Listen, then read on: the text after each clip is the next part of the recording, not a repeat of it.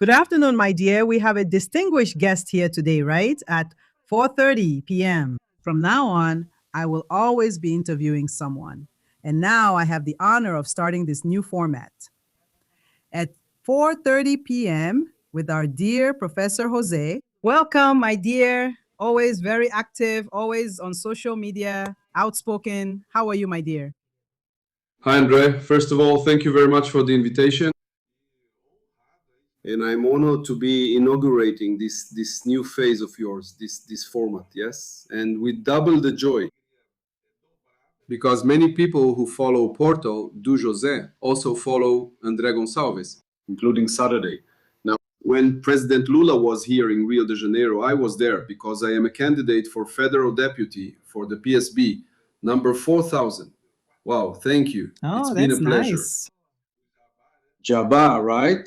And it was very interesting there. I met a friend there, right? I didn't forget his name, actually his nickname, Cacao, Mr. Cacao. Mr. Cacao said, Jose, I watch you, then I go to André Gonçalves, then I go to Tiago, then I come back to you. Oh, To André, and I go to Tiago. Sometimes I go to André first, and then I go to you. I said, look, how wonderful. So that's why. And the guy with a huge smile, right? Then I said, wow, that's cool. Look, it's a way for you to keep your sanity, right?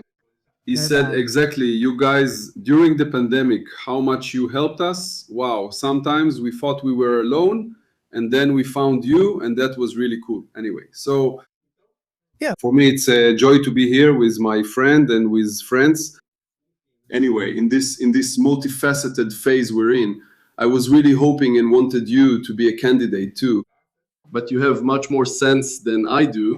Then you said, well, no, I'll leave that to other people. I'll help you guys out. But this is my front line. I couldn't escape. The pressure was too great. And I've been fighting for so many years, right? So this is the first time I'm running now for federal deputy. But it's been really nice because what I get are hugs, smiles, because our side is like that, right, Andre? People who are on the progressive humanist side, people want what's best for others. People don't deny science. People aren't prejudiced. They don't attack others because of religion. People don't practice racial discrimination. People don't go around lashing out in all directions, thinking that everything has to be solved with bullets. So this universe of ours is a universe that really shocks us when we meet people who have been taken in by all that we thought civilization had already overcome 2 or 3 centuries ago. There are people now talking about ending women's right to vote. So that's the thing. That's why we have to fight on all fronts, right? So I'm in this fight, and Portal do Jose continues. I was really worried when the election period came about how people would understand things, you know. The fact that I have a news channel and I'm also running as a candidate, but nobody thought it was a bad thing. On the contrary, people are supporting and funding me. My campaign is being funded by people who believe in what I do, you know, so it's a really great moment. And what's even better is knowing that I have the support of my friends who are here on social media who are also rooting for me. And I want to let you know in advance that once I get there, you can count on me to be your representative in the National Congress, because a candidacy like mine is not a candidacy from the state of Rio de Janeiro. People like us, we have a national audience, and I would even say international, and if there are people off the planet, even interplanetary. There are people from everywhere, right? That's true. And Professor, within this always combative environment, how do you see the issue of violence, right? Political violence? Because, there's going to be a debate now, right? Today, there will be the official debate, the first one after the registration. Everything is set. And from all indications, Lula won't be present. Flavio won't either. And now I just got the news that Romeu Zema also won't be present. What do you think about this whole strategy? What do you make of all this, of this entire political dynamic that's happening in Brazil? Yeah, Andre, debates for any kind of majoritarian campaign anywhere in the world are very important because they help people see a clash of ideas. But we're experiencing a very peculiar situation right now.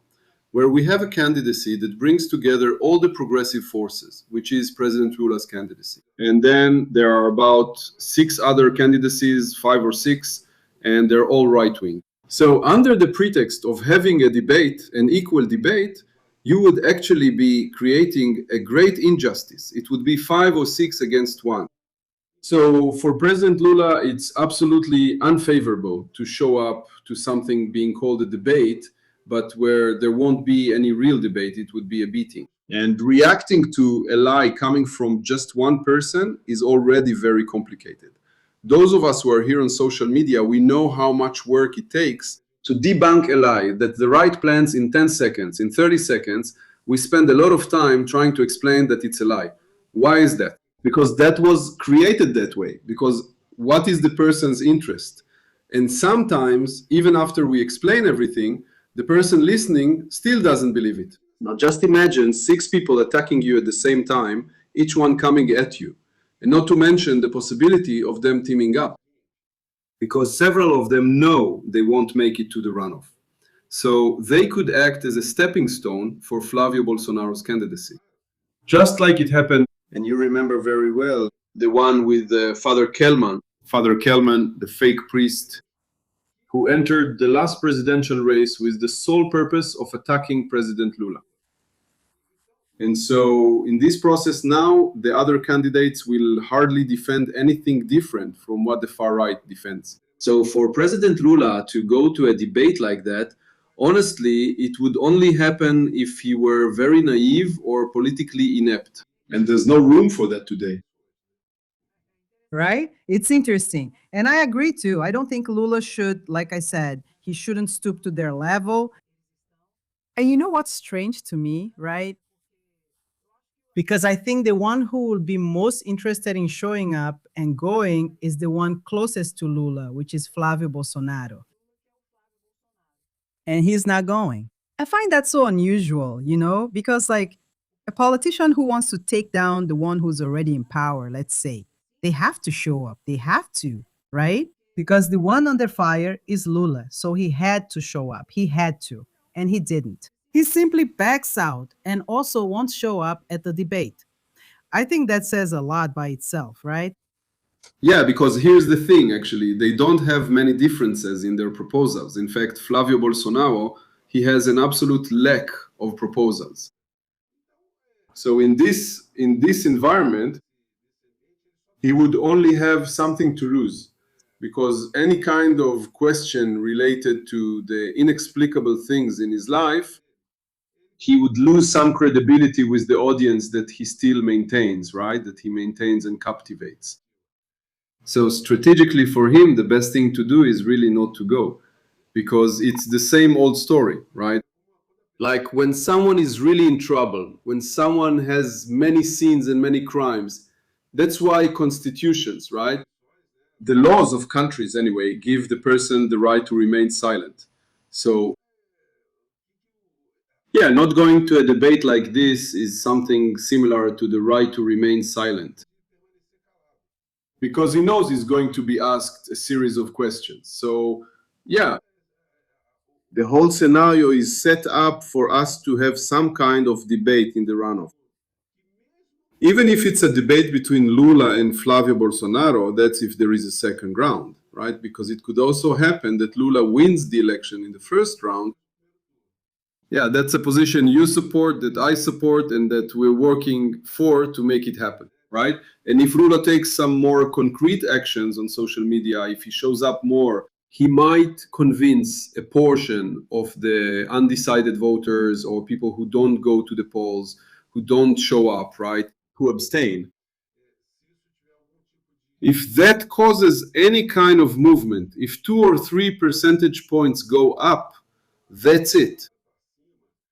On election day, it could make the difference among the people who will decide their vote that day. So I think President Lula can win in the first round. But if he doesn't win and it goes to a second round, the debate will also be a very bad debate from an ethical standpoint and in terms of political debate itself, because everything that comes from Flavio Bolsonaro is based on lies. He makes use of moral panic, red panic, communist panic, sexual panic, spiritual panic, and so on.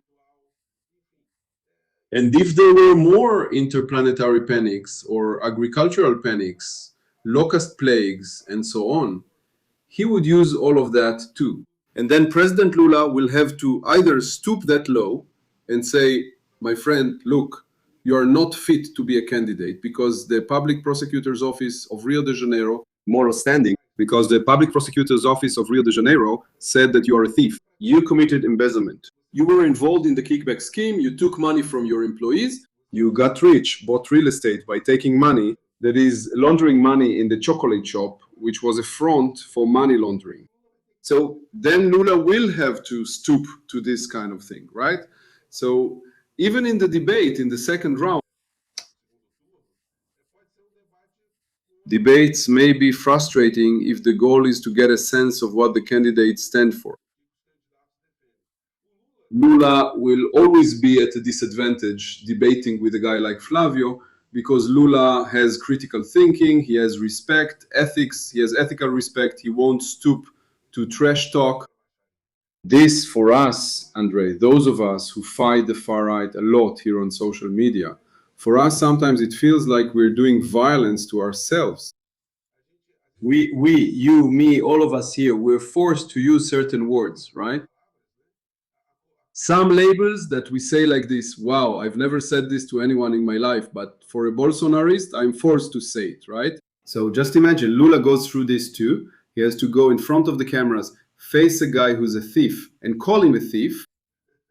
And that's definitely uncomfortable for him. Or keep invoking God, right? Saying it's God's mission, God put me here, and so on. Lula says this in a very respectful way. Now, Flavio Bolsonaro is a con artist. Now, when you're constantly facing the con artist and lowering yourself, that also wears you out. As for Flavio Bolsonaro, he has no limits at all. So he lies, he can attack, he can offend, he can resort to low blows. Now, nobody knows if he can actually stay in a debate until the end, because in the last debate he took part in for an elected position here in Rio de Janeiro, everyone already knows what happened, right? He had a really serious problem there and didn't come out of the studio smelling like roses, right? So the picture I'm seeing throughout this whole journey is pretty much like that. I think it's unlikely, not unlikely, I think it's impossible for Flavio Bolsonaro to show up at a debate and discuss proposals without attacking, without lying. It's about rationally saying what he thinks about the economy, what he thinks about rare earths, what he thinks about infrastructure, about privatization, and finally about food prices. He will lie about everything because he lies, lies, and lies. So it's hard to debate with someone like that. So we have to hope that Lula settles this in the first round to save and preserve our mental sanity and our physical health. Yeah, I've always said that here on the channel too, Professor, that we really have to fight to wrap this up in the first round, right? It would even give an international and also an internal response, which would be politically very important. But are you noticing a certain shielding on the part of the judiciary, especially André Mendonça, and some overreach in the Lulinha case? What is your view on what's happening? It seems like there is a certain shielding going on. At least that's the feeling I get from some situations involving Flávio Bolsonaro, including from Brazil's Superior Electoral Court as well, regarding some decisions made by Nunes Marques and André Mendonça. And on the other hand, it seems like there's already an effort to force the issue through selective leaks at all costs to already incriminate Fábio, Lulinha, Lula's son, with the goal, to me it's obvious, of actually to influence the electoral process harming Lula. What is your opinion or perception of this dynamic that's happening in Brazil today? Yeah, Andrea, yeah. We've been following the political scene here in Brazil for a long time. And we know a bit about history, philosophy, economics, how the media works. For us, it shouldn't be a surprise that there are powerful groups acting exactly as they are to create problems for President Lula's candidacy. Yeah, so we already have some alliances, which are the alliances between Bolsonarism, a Supreme Court justice, and the media outlets. All of them at this moment are taking sides. And it's not the side of Brazil, it's not the side of democracy, of sovereignty, or in short, of common sense. And unfortunately, the system we have in Brazil for choosing Supreme Court justices gives rise to these figures like Mr. André Mendonça and Cássio Nunes Marques. And to be fair, not just with those two, but also with Diaz Toffoli. People like that, we could mention others too, right? If we look at Fuchs with the way he behaved towards the coup plotters, going against everything we learn in law. So we have a court that has very important qualities because, as a whole, they ended up defending our democracy as the process against the coup plotters went all the way to the end. But when an important case falls into their hands, and there are political interests of the Bolsonaro clan, and in this case, the person loyal to the Bolsonaro clan is André Mendonça, then things fall apart completely. In fact, because he's not a criminal law expert, that's not his area, and honestly, he doesn't really care. He's almost acting like a dictator, just doing whatever he wants. In fact, going against the principles of criminal law, criminal procedure, and also constitutional law. What would be reasonable at this moment if the minister were a decent person would be to lift the overall seal on matters involving Lulinha and also unseal Mr. Flavio Bolsonaro's records. And more, unseal the records of a guy who was investigated recently that no one is paying attention to, which is Weller, Flavio Bolsonaro's lawyer. Andre, this guy, Veller, I forgot his first name, Veller, he's the mansion guy, the guy who took Richarlison's mansion. He's the guy who scammed Lotergi in Rio de Janeiro. The jackpot was 20 million.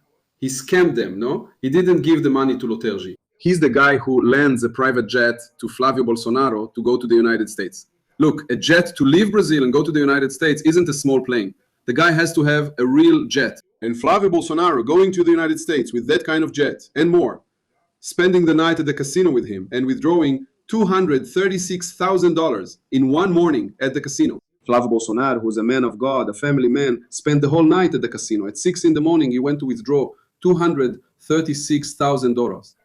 And the guy who now, with the raid that the federal police carried out because of the accusations against the senator, Everton from Marianne, found a money counting machine inside the law office of that same lawyer. He's a guy who's really in deep trouble, man. And to make it worse, just look at his background. And then we recently saw that photo of all those politicians in a bathtub, right? The house belongs to that lawyer. So lift confidentiality for everyone. Not lifting confidentiality for everyone, because then you use the same standard, right? But the way things are being done, and then you see an alliance between the media and this kind of behavior from Mr. André Mendonça, because every day Malu Gaspar goes and puts out headlines like, not a dentist. The guy who rented the house where Lulinia stayed was a dentist who, in the car wash investigation, said, I don't know what, because they make up stories that don't make any sense. And they keep bringing this up again and again. So, of course, answering your initial question, of course, there is an imbalance in this story. Of course, Minister André Mendonça is not being impartial. Of course, he's benefiting Flavio Bolsonaro, especially because this whole dark horse thing, it's been over 3 months since that recording came out of Flavio Bolsonaro asking him for money. And we haven't heard any news about this dark horse. I mean, this huge amount of money was stolen here in Brazil. It went to the United States and here in Brazil. There's not a single move from the Supreme Court to push this story forward. So, yes, there is an imbalance. There is favoritism towards Flavio Bolsonaro's campaign in alliance with the journalistic coverage of the major media outlets. This is clear to everyone. Yeah, I'm even kind of shocked, right? The impression I get is that they, really don't want Lula at all, right? I keep thinking, didn't they learn from Bolsonaro? Because Bolsonaro, he was only good for one social group in Brazil, which was the elite, right? The billionaires who got even richer during Bolsonaro's government. Then I keep thinking, who's behind all this? Because, like, Bolsonaro was terrible for the middle class, he was terrible for workers and the poorer population. And he was even bad for the rich. Also, and only the billionaires got richer, the super rich, who became even richer during Bolsonaro's government. And now, once again, a whole apparatus of made up stories is being built, in my view. And they will keep this going until the election. And after the election is over, Lula manages to get reelected. They will tuck their tails between their legs, as I always say, congratulate Lula, and pretend nothing happened. Just act like everything is normal. But they didn't learn from Lava Jato, from, Sergio Moro, from this whole situation. And with Bolsonaro, with the 4 tragic years of Bolsonaro's government, and once again, they do the same thing. I And keep you? thinking, this is crazy. You also mentioned, Raul, about groups in society that were harmed. And there were even more, right? The public servants in Brazil who suffered, they talk so much. Flavio Bolsonaro talks so much about security. They talk so much about security, Andre, and the federal police, the federal highway police, the federal penal police, they didn't get a single cent of a raise during the 4 years of the Bolsonaro government. And then And what's Social the Security, right? and He social made Social security? Security even more complicated for everyone. Yeah, so and there wasn't a single cent of increase in the minimum wage. So what right do these people have to say they're going to do something for the less privileged social classes? By the way, here's the thing. The economic advisor to Flavio Bolsonaro, who is the what's her name again? For God's sake. Did she work at Caixa Econômica? Yeah, that's it. What's her name again? I forgot Thank her you. name.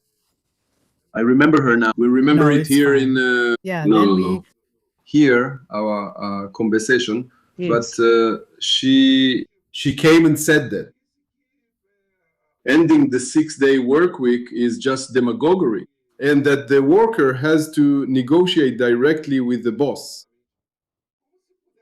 as if a worker could just walk into the contractor's office and say, let's negotiate my salary now, improve my working hours. I don't want to work 6 days a week. No, I want to work alone. So that's something that should really be emphasized by President Lula in the president's campaign to show.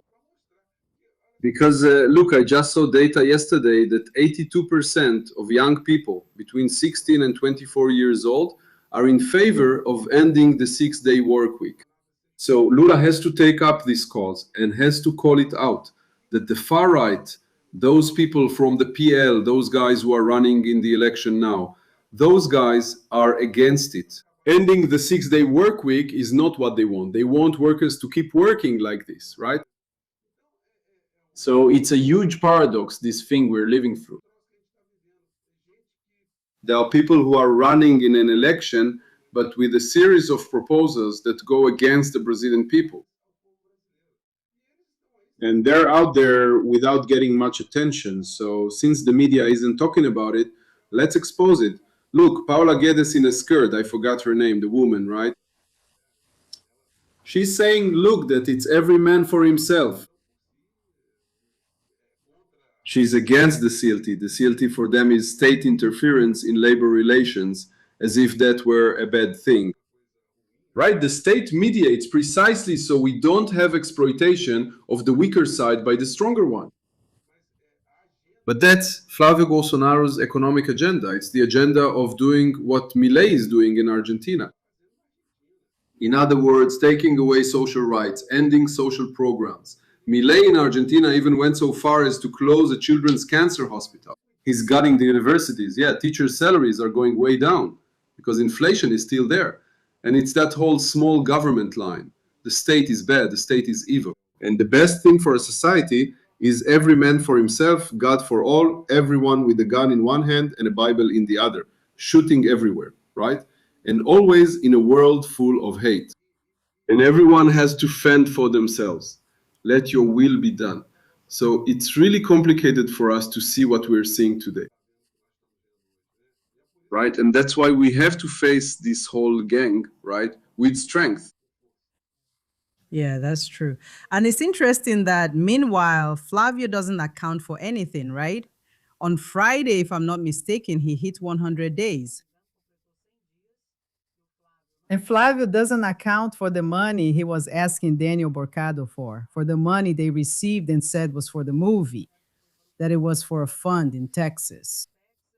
And to this day, they haven't accounted for this situation. And I notice such great cynicism, Professor. Why is that? Because at the same time that there's this whole situation of possible direct involvement of Flavio in this mafia, right, tied to Daniel Borcado, Flavio has that whole speech about public safety, about fighting crime, and that he's going to do this and that he's going to do that. All that smooth talk that Bolsonaro also said he was going to do and make happen. And in the end, he practically wasn't able to get absolutely anything approved. And again, Flavio follows the same modus operandi as his father, right? I wanted to talk a little about this, already looking ahead to Flavio's future. Where is Flavio going? It's on that long list. I've seen you talk about it before. You know where Flavio is going. I watch Andrea, guys. Look, and Andrea and Andre. And I agree with her too. If he loses the elections, he's going to pack his little bags. He's going to tell everyone that he's very tired, very stressed. He's going to rest with his family in the United States and never come back. He will never come back because he will lose his legal immunity as a congressman and the cases will start popping up. Everything that was held back will start coming up, including the stuff about the Rahadinia scheme. Because of him, they faced some obstacles, but that didn't go away. He hasn't been cleared, and the public prosecutor's office of Rio de Janeiro is not prevented from reopening the investigations with everything they already had against him. They just haven't done that here in Rio de Janeiro yet because he has immunity as a member of parliament. And so today he should be prosecuted at the federal level. But as soon as he loses his immunity, he's going to flee Brazil. Because all that money that went abroad also wasn't audited and nobody knows what happened to it. We also said here on our channels that he wouldn't account for that. He wouldn't account for that. And even if the court ordered him to account for it, he probably wouldn't do it either because there's something, Andre, that I haven't seen anyone mention, which is this. That Ravengate fund over there in the United States, which is where all that money went, we know that money left Brazil and went there. But we don't know if money from other places is also going there to that same fund. We don't know if there's money from Israel going there, money from Elon Musk, money from international far right groups to support what these guys are doing against our country, against our democracy. So it's a very shady business, but at least here in Brazil, there should be an accounting. Now, the media outlets aren't demanding this either, right? They keep letting it slide, just kicking it down the road, like they did with the series of crimes that the Bolsonaros committed during the pandemic here in our country. So it's part of our political struggle to expose all these things, right? So Yeah. answering your question, the question, I agree, I follow the rapporteur. He will flee Brazil if he loses the elections, and he will lose in the first round. God willing. And I believe God does want it. And Professor, this question about why hasn't André Mendonça lifted the secrecy on Flavio's bank records yet? Because you see, the guy says they received money, that the money was for the movie. They didn't account for it. He was asking for more money. They're saying that at any moment, a video of him with Vocaro could come out over at Vocaro's mansion. There's also a video from a party where they say he was even hitting on the woman. Anyway, yeah, why hasn't Andre Mendonça taken any action yet? Could it be a certain leniency from the federal police as well and from the prosecutor general's office? Or do you think everything is proceeding normally? And No, what are you no. seeing? It's about Lulinha. No, it's not normal because it's already a public and well known fact for more than 90 days involving a sitting senator and presidential candidate who has a recording that proves he was negotiating with a thief, with a gangster, who took money from retired public servants in Rio de Janeiro, from the state owned companies in Rio de Janeiro. And Minister André Mendonça doesn't give any kind of explanation to society.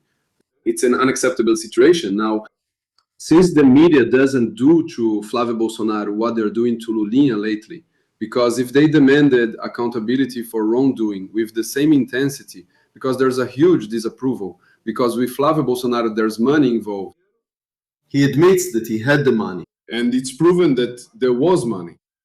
In Lulia's case, there's no money, there's absolutely nothing. There's a suspicion that he might have been making some kind of connection to do business that never happened.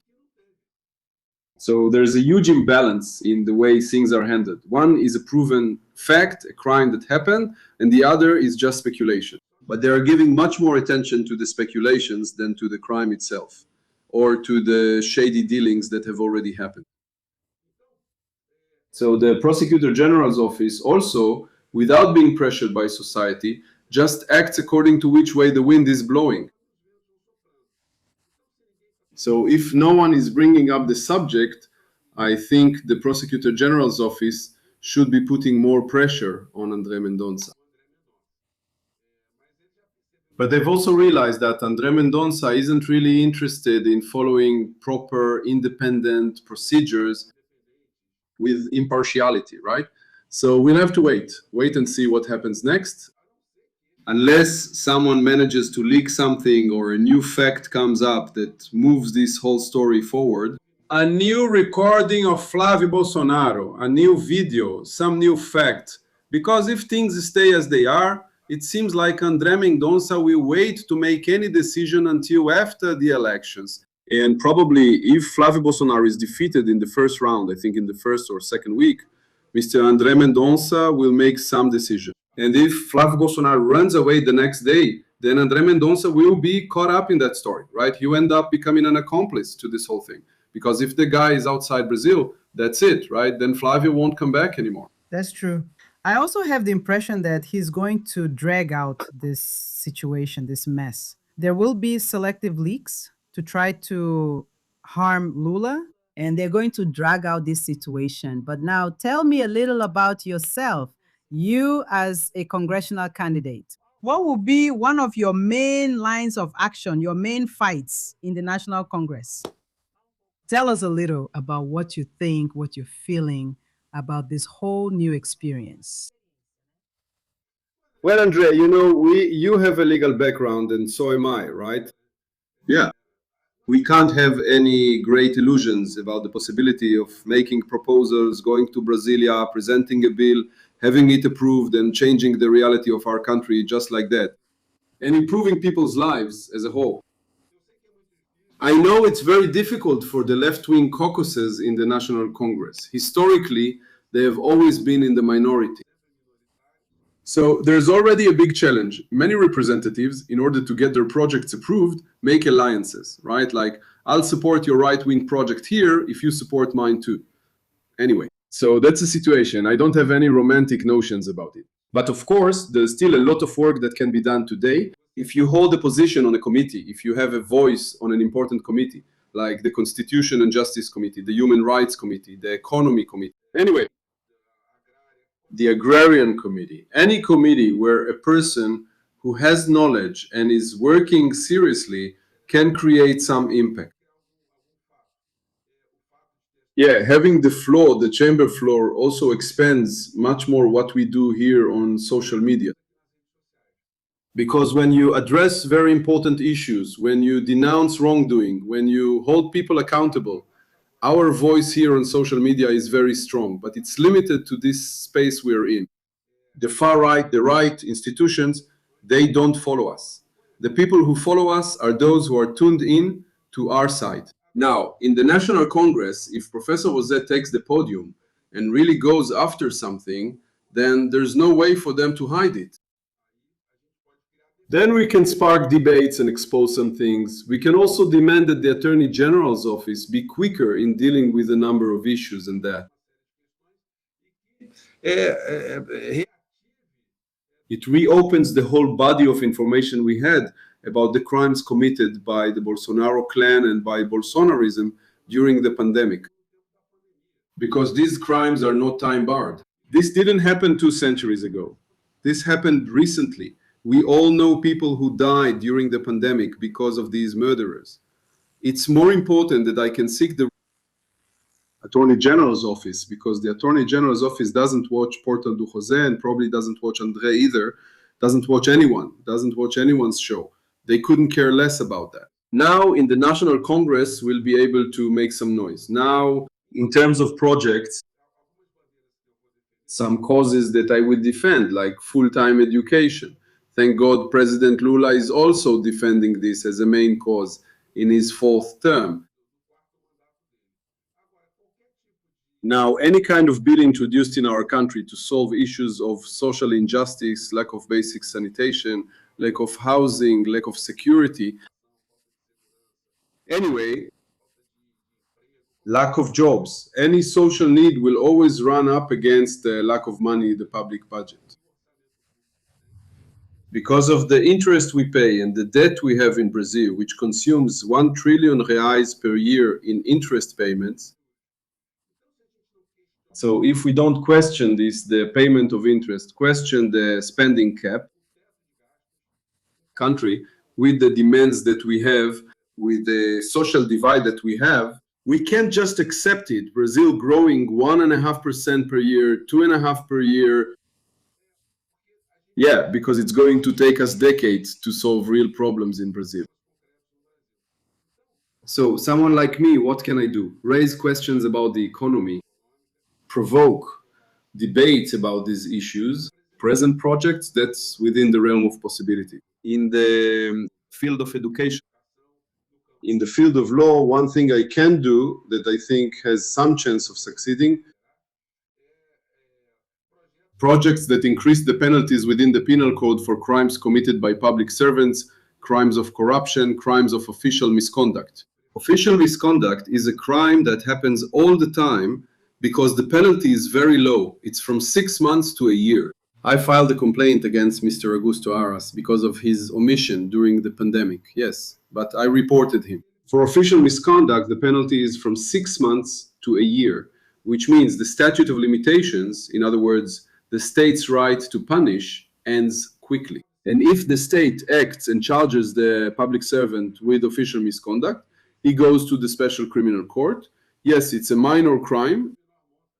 So one thing we can do is introduce bills or a bill that covers all these crimes. Yes, against public administration. Yes, against manipulation of the secret budget and parliamentary amendments, and set the penalty higher for that. It's going to be a big battle, but at least we start the debate about these things. So I think it's a set of very, very good things that we can do. Besides another issue as well, which is a practical matter that can be put in place much more quickly, which is part of what I'm proposing as a candidate, right? To hold a plebiscite in Brazil on betting platforms. Why a plebiscite? Because the executive branch has a lot of difficulty facing this alone. Media outlets that take money from betting companies, the football federations that take money from betting companies, the big football clubs, the artists, sports journalists, internet channels, and athletes. So to face this, because just in the last 12 months, Brazil's economy lost 37 billion reais. That could be circulating to buy chicken croquettes, blenders, put fuel in the car, go to the movies. This money goes to betting companies. And then the economy loses a chance to generate more wealth for society because of this anomaly. Now, the President of the Republic can't call a plebiscite. That's an activity that falls under the responsibility of the National Congress. But the President of the Republic, if he gets involved in this campaign, If we bring up this issue and the National Congress puts this plebiscite on the agenda, the Brazilian people can decide about the future of this thing that has become a public health issue, already recognized as such in several countries around the world. And in Brazil, it's also starting to be seen as a health problem. That's true. Well, I believe you have a lot to contribute, right? Because of your seriousness, your character, your work, and your knowledge. And I think you would make a significant difference in the National Congress, especially because we know that unfortunately, there are people there who don't contribute anything, right? They can't oversee, they can't present a proposal, they can't even clarify a subject or a demand. They go to the committees just to make flashy little videos and don't add anything.